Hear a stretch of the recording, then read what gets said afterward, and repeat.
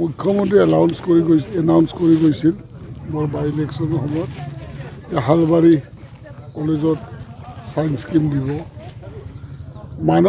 ভৱানীপুৰৰ পৰা মানস যোৱা ৰাস্তাটো একদম উন্নত ধৰণৰ কৰি দিব। এই দুইটা পূৰণ হ'ল। ৩ নম্বৰ আছিল হায়াৰ ছেকেণ্ডাৰীৰ কথা। সিদিনাখনেই মই সোমাইছিলোঁ ভিতৰত মোৰ যেতিয়া ২১ চনৰ বাই ইলেকশ্যন আছিল ছেপ্টেম্বৰ মাহত, আৰু সিদিনা কৈছিল ৩.৫ কোটি টকা হৈ গ'ল বুলি।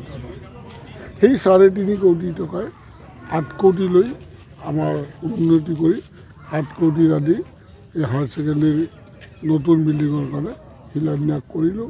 তাৰ বাবে আমি হালবাৰী অঞ্চলৰ পৰা মুখ্যমন্ত্ৰী মহোদয়ক ধন্যবাদ জ্ঞাপন কৰিছোঁ। এতিয়া আমাৰ প্ৰতিশ্ৰুতি শেষ, মাত্ৰ এটাই আছে, হালবাৰীত নাৰ্ছিং হোম এখন কৰাৰ কাৰণে মুখ্যমন্ত্ৰীয়ে কৈছিলে। এতিয়া আমি তেখেতক 10 তাৰিখে হালবাৰী উন্নয়ন কমিটিৰ পৰা এটা মেমৰেণ্ডাম দিম। বাকী আমাৰ মোটামুটি হৈ গ'ল, ৰাস্তা ঘাট গোটেইখিনি। নিৰ্বাচনৰ সময়ত আপুনি যিখন দীঘলীয়া এখন লিষ্ট দিছিলে কমপ্লিটলি কাম হৈ গ'ল? কমপ্লিটলি হৈ গ'ল। 32টা চকী 31টা হৈ গ'ল। এটা আছে নাৰ্ছিং হোমখন, সেইখন আমি এই 10 তাৰিখে মুখ্যমন্ত্ৰী বাক্সালৈ আহিব, তেতিয়া আমি দিম। বাকী 31টা চুক্তি হৈ গ'ল। আজি মই আটাইতকৈ সুখী, কলেজ স্কুলখন মানে ভাঙি ছিঙি গৈছিল।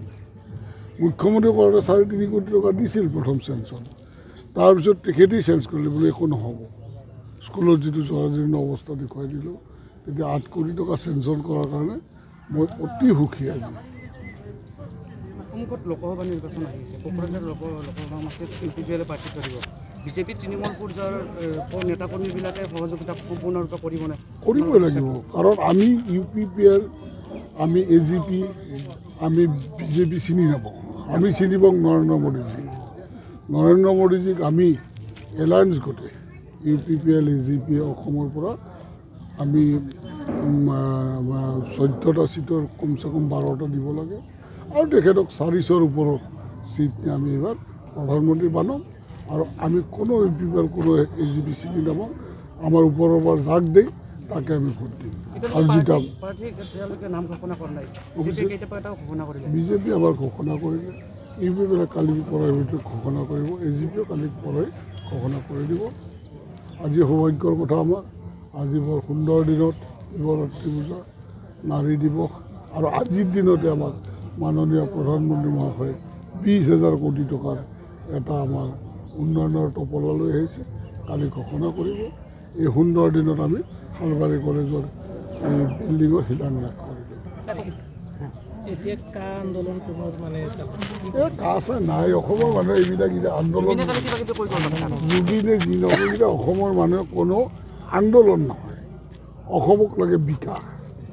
এই হালবাৰী অঞ্চল, এই বড়োভূমি জ্বলি গৈছে। BTR চুক্তিৰ পিছত বড়োভূমিত যিবিলাক অবড়ো মানুহ আছিল, প্ৰাণে তেওঁলোকে হেৰি কৰিছিল, তেওঁলোকে মাটি বিক্ৰী কৰি সেইফালে মাটি কিনাৰ ধৰক আজি 3 বছৰ ধৰি সেই মানুহখিনি ৰখি গ'লা। আৰু ইয়াত মই আহিবলৈ তেতিয়া ভয় কৰিছিলোঁ, 14 চনৰ আগৰ ঘটনা। এতিয়া ৰাতি 2টা বজাত হওক, 3টা বজাত হওক, সুন্দৰ শান্তিত আপুনি ঘূৰিব পাৰে। কোনো ধৰণৰ এনেইতো চোৰ ডকাইত নাইয়ে, আমাৰ সাম্প্ৰদায়িক সংঘৰ্ষ নাই।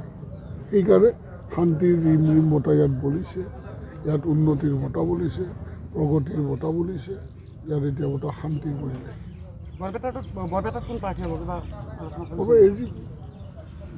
বৰপেটা AGP প্ৰাৰ্থীৰ ক্ষেত্ৰত আমি গম নাপাওঁ, কিয় তেওঁলোকৰ দল বেলেগ, আমাৰ দল বেলেগ। AGP কাক বা দিয়ে।